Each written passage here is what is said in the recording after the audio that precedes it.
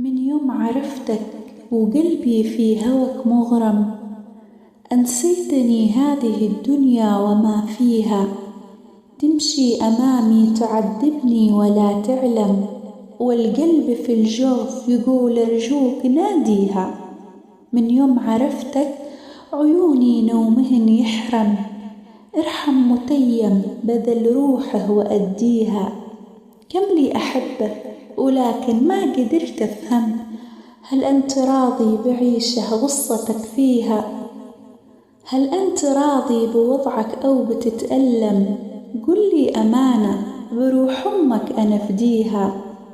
ملكتني يا حبيبي يا خفيف الدم، جدلي بوصلك ونار الشوق طفيها.